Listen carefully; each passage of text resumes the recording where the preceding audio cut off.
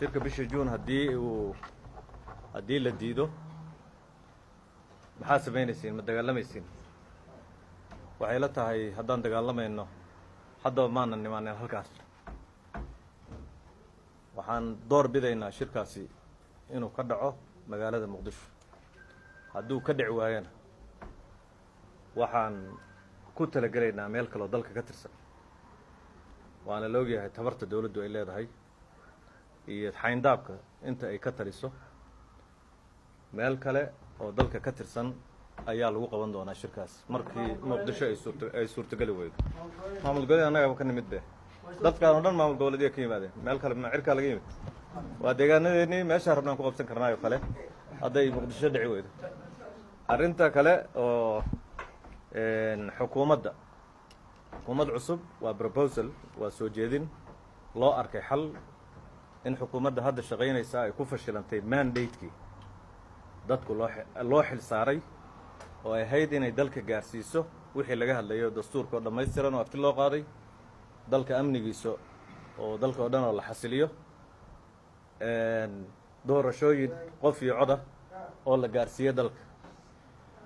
way ku fashilantay marka mandate-keedii way ku fashilantay waxaa la soo jeediyey qofka fashilma ama kooxda fashilanta in lagu bedelo maana dhihin annagu hal ku bedelo laakiin in lagu bedelo dad kale oo mandate-kaas waqtiga yaroo gaaban ka shaqayn kara gaarsiina kara dalka waxyaalahaas la tabayo oo dhan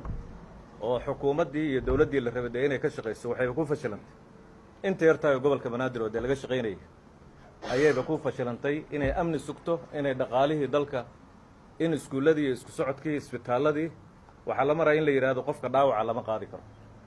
oo aamin ambulance oo iska voluntary ah oo qaadi jirta dhaawaci in la yiraahdo lama qaadayo halkaas horta baashi ay ka rogatay marka xukuumadda hadda jirtaahay way ku fashilantay mandate-kaas ra'iisul wasaaruhu hogaamiyo waxaana dadka lagu xushay waxaa la yiri xasilooni dalku ma ku jiro laakiin afar qof oo heshiis ah waxba tari mayso dalka macno uma fadhido